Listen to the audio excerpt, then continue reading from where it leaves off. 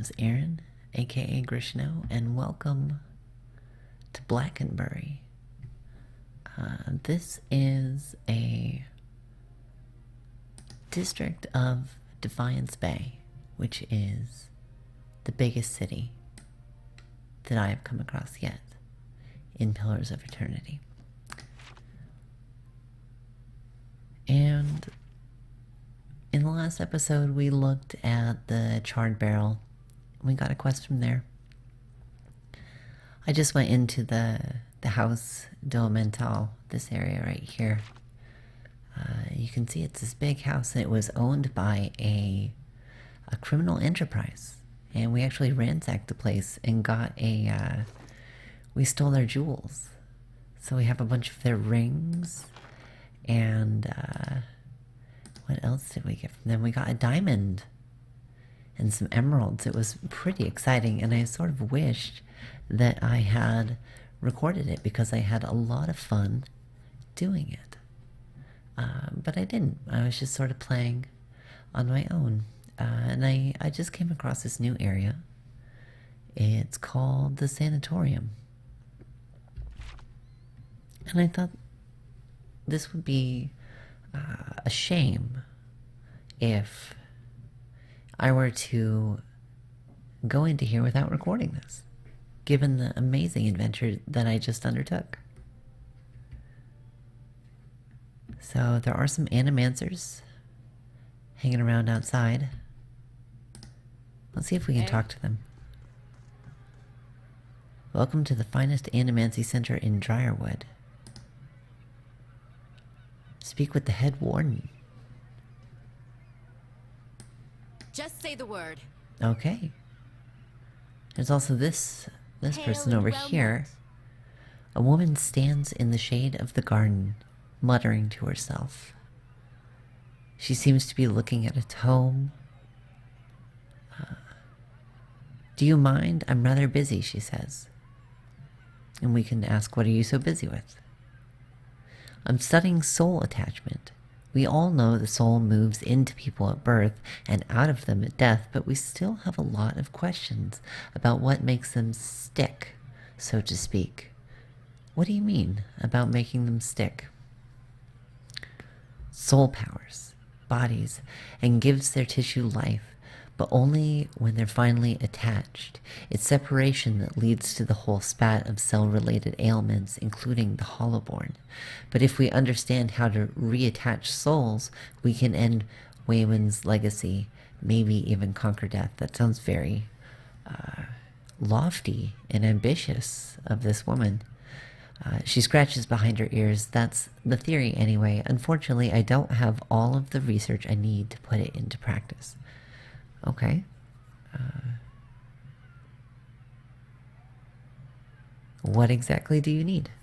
There's a manuscript called The Theorems of Padgrim. It contains research from Padgrim's experiments on detached souls. The Halls of Revealed Mystery is rumored to have a copy of the Elden Archives. This is the first that I've heard. The Halls of Revealed Mystery. I haven't heard of this place before. But apparently it might have a copy of the Elder Archives, so we're not entirely sure what that is, I'll be honest. But again, these are big words. It looks like Kana is going to pipe up. He said, Padgrim's work is considered to be one of the more daring animancy texts. Not something generally circulated among novices, nor easy to get a hold of. I wonder if we might have a peek at it. The theorems could advance my research by leaps and bounds, but Grimda, the High Archivist, worships whale. I guess that's a god. It means that she has some paradoxical views on sharing and restricting knowledge, apparently. I'm sorry to hear that. She sighs. Anyway, I should probably get back to my work. I have some questions about the theorem of Padgrim. I think that sounded like something that we should be looking at, such as what can we ask here? We can say, tell me about the theorem. Why does Grimda lend the books you need? I'd like to know about the Halls of Revealed Mystery. That's the one I want to know about. She says you'll find it in the Copper Lane district. It's dedicated to the gods of secrets and revelations. Most importantly, it houses the largest and most expansive library in the Dryerwood. The Copper Lane district. Alright, that's all I wanted to ask. I'll leave you alone. Farewell. Farewell. Let's see, the Copper Lane district is just up here. So we are actually pretty close to that. We can deal with that pretty soon. But for now, we are going to continue into the Sanitarium.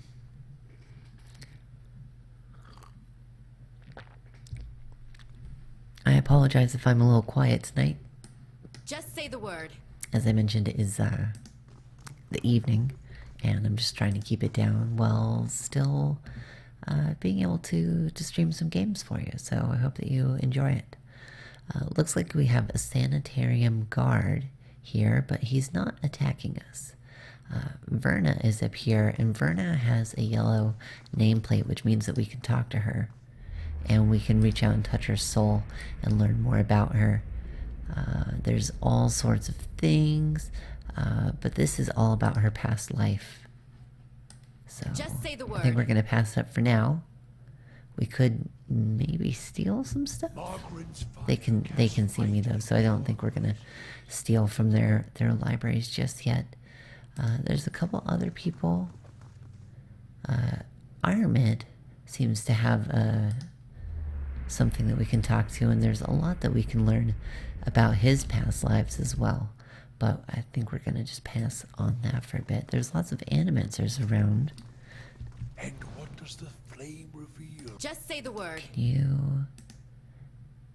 What if we look here? So there's a book, Animancy in the Modern Age. It's worth 16 copper. That's not much. It doesn't seem like it's what we're looking for. Yeah. Nothing happened. Nothing happened, you guys. Don't mind us. Is this the head warden? There was somebody who said that we should speak to him. There's some nobles here. This man's soul has been torn asunder by a biomech. That's what we ran into at the beginning of the game. As you can see, the patient is unresponsive. Common among... he places a small stone on the patient's forehead.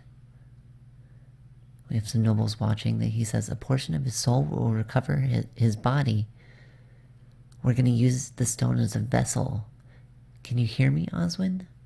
I don't know who Oswin is. The patient's eyes slowly open before he panics.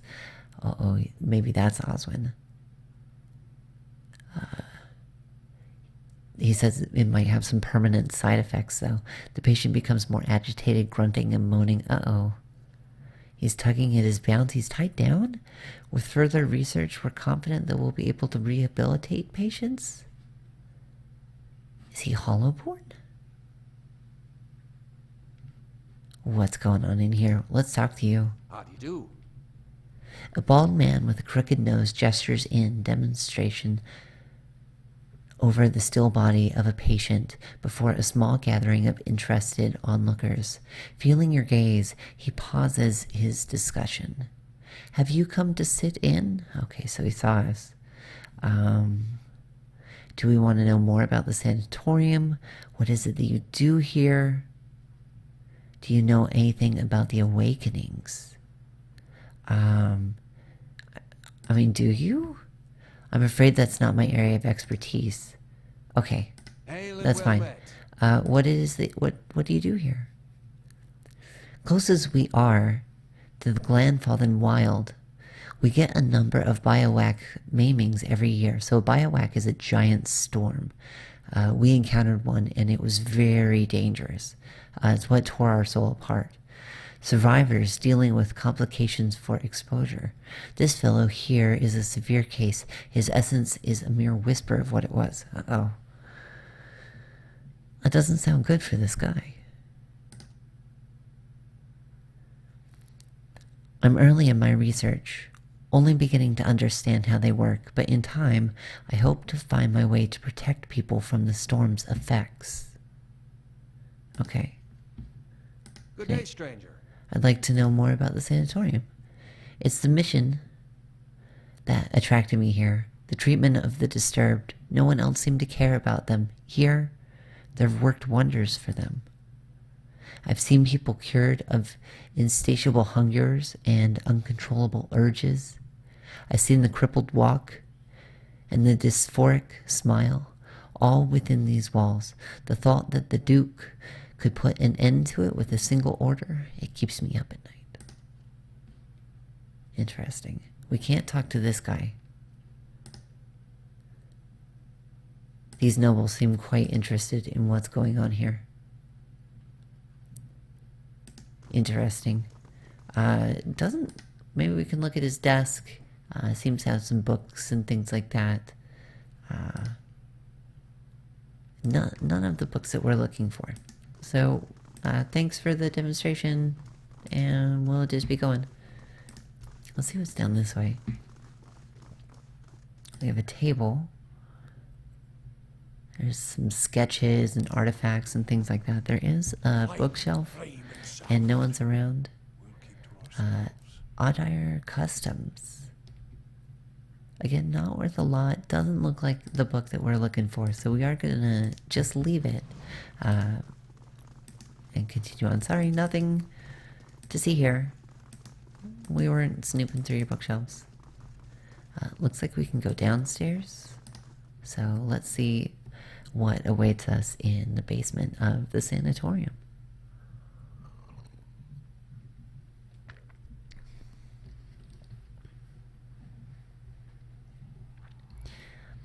I apologize, the last video in this play series had some trouble processing, so about half the video is missing. I apologize if you're a little confused after watching that video, but I hope that this one works out a little bit better and that we're able to actually get a full video up on YouTube, because I think that'd be really nice. We do have a couple doors that we could choose from. We're gonna go left first. It doesn't look as friendly down here. Bale Sidge. Gods keep you. A woman paces back and forth, her feet crunching on the soft red carpet. She gestures and mumbles to herself, shaking her head as she pores over pages of notes. She almost walks into you. Here I am, looking so hard for answers in my research that I do not see this kith standing in front of me. What can I do? I'm looking for an expert in the awakening. Ugh, that would be me. Oh, we found an expert. I thought the lack of research subjects has made me more of an expert in counting floorboards. Okay, so it seems like it's driving her insane a little bit. I would like to transfer animancy success in buttressing pre-awakened souls to soothing those that have been awakened. So the awakened is what happened when we survived the biowac. It's what made us into a watcher. But I need subject, and most of the patients here are too broken to produce reliable results. It is a tragedy to have come so far for nothing. You're in luck. You have a volunteer. I'm here. I'm here. She springs on the balls of her feet, beaming. Who is it? Who is it? Aloth, this is our mage. He's piping up. He does not seem to like it. He curls his lips into a frown. He says, I don't know about this. Back to Ball Sage. She grins more broadly still. Don't be silly. The process is perfectly harmless. All you must do is stand in the cage. Really? Okay. I beg your pardon, says Olaf. Yeah, I'm sort of with you here, buddy. I jest, she says. Okay. You, Adarinian, I believe that's me, that's the main character here, are so uptight, I don't even know what the... oh no, that's the mage. I don't even know what the thing is used for. It belongs to the last occupant of this office. Okay, so you're joking. I think now they upgrade him to a cell. Again, I jest. Okay, thank you for clarifying that time. She rubs her hands together, getting down to business. So I need you to sit here. Alright, that's a little bit better than getting in the cage. She takes Olive by the shoulder and steers him to the couch. And try to relax, but don't try too hard. And you will not be relaxing. Or this person thinks they have a sense of humor. Indeed. And our mage who has like no sense of humor at all, they are going to get along swimmingly if they become members of the same party. And you must also wear these. A little cold, but the copper will help conduct your essence. And she gives me a copper band and to put on my forehead and my wrist. Now I will examine your soul through my scope. It is fitted with the Audra lens, cut to different thicknesses and concavities. By manipulating them, I find the angles and densities that will allow me to stack the anomalies in your soul. What the hell are you talking about? I have no idea what you're talking about. Kana thinks this is exciting. He says, how exciting. I've never seen this sort of thing performed. It seems suitably complicated. Oh, that's wonderfully reassuring, Kana. Thank you. The grieving mother, our cipher, she pipes up. She says, his mind is full of hesitation, angles upon angles. Drawing him out of his own fears will be difficult. Okay. She's really good at reading people, getting into their minds. Seems like there might be something to him not being all the way here. His own fear will be difficult. So he's got a lot of fear. The person pipes up, Belisag. But first we must find this cunning interloper. You will answer some personal questions while I make adjustments. Very well, says Alpha. To begin, tell me something personal, something about a time before your awakening.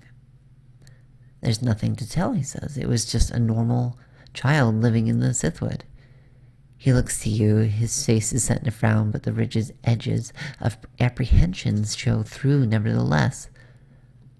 We can urge him to talk about his parents and ask him what he remembers about his home. Let's hear about his parents. So he's sort of just like looking around, he's not really answering us. Mother is away most of the time. Father bottles accumulation like storm clouds. He's got a temper. I mean, it doesn't sound like you had a great childhood, I guess. This is good. I'm starting to see something continue. Tell us about a time you awakened. Okay, so we're going to learn a little bit about the awakened. I'm in my 5th year of training. Mother is home. And father comes home and he's furious that he's failed at something, and he hits him. The father hits him, and the mother is weeping in the kitchen. He kicks him in the stomach. He's curled up in the ball, but it's pointless. What's going to happen? Still huddling on the ground, he retreats as fast as he can. And he pulls away. His knees are trembling. There's a pinprick against the field of black. This is just a memory. It isn't real. They feel real. That's it. I'm seeing a shift in his essence. Something spreading and congealing. Keep talking. He seems to respond to you. What brought you here? I'm asking. Cracking bones and voice high in ire, that warm molasses feeling that creeps down your gut when crisis is nigh. Belfetto, we have flares of a totally distinct essence. She jots down shorthand notes on the page next to her and turns one clicking knob of her scope. Now try to get the two of them to talk. Okay, so we need to get them to talk together. We can ask her what she's doing, or let's do that. Olaf's face twists in fury. Sticking weed, worming parasite. Ooh, he's mad. He bursts into sudden laughter. Ye say the same to ye own kindled twig. What we get it betray ye? Sounds like, does he have like some sort of split personality? Kana pipes up. He says, I think she has the advantage over you here, Olaf.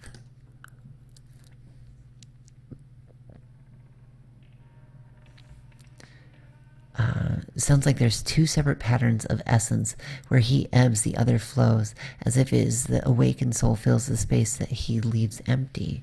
So there's a part of himself that he is leaving empty, and the awakening is filling it, and it seems to have its own sort of personality, and it's fighting him.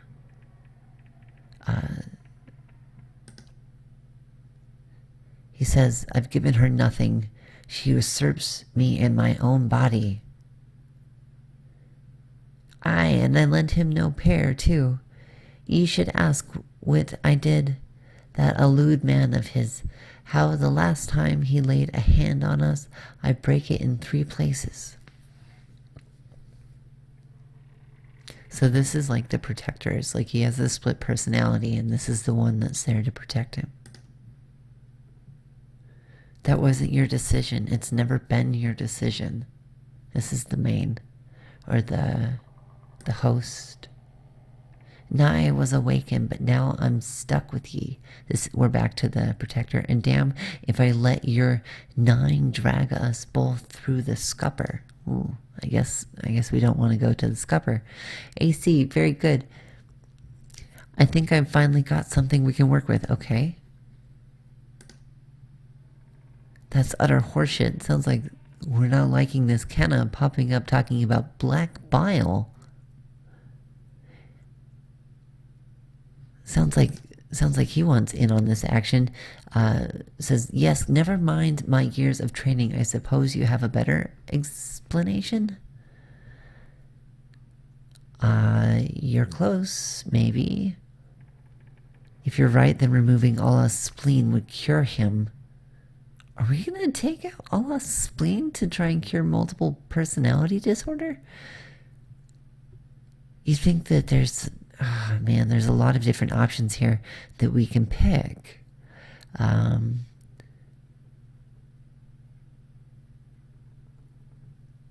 What if we take out his spleen?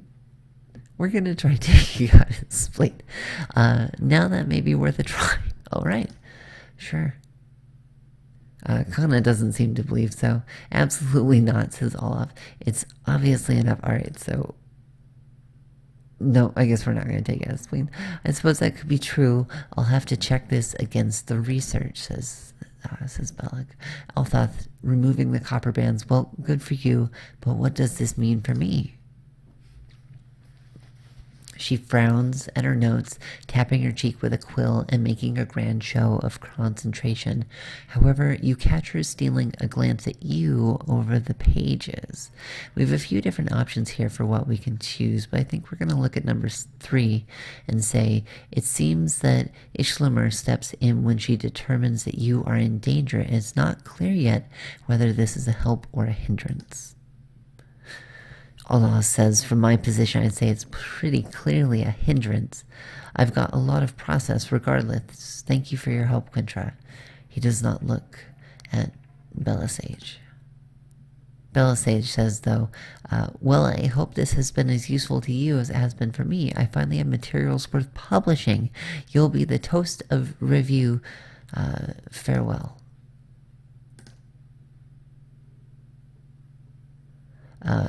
Olaf, piping up, says, I don't want my personal information published like this, especially not after her nonsense.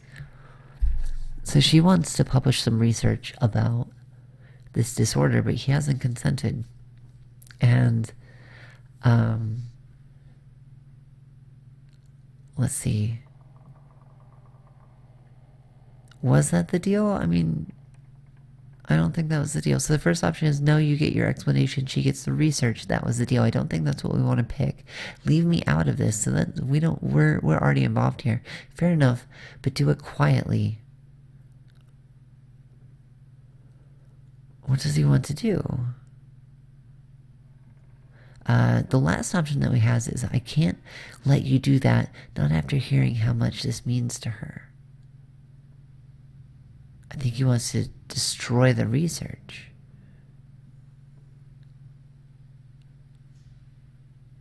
I'm going to tacitly condone it and tell him to do it quietly, but I don't feel good about it.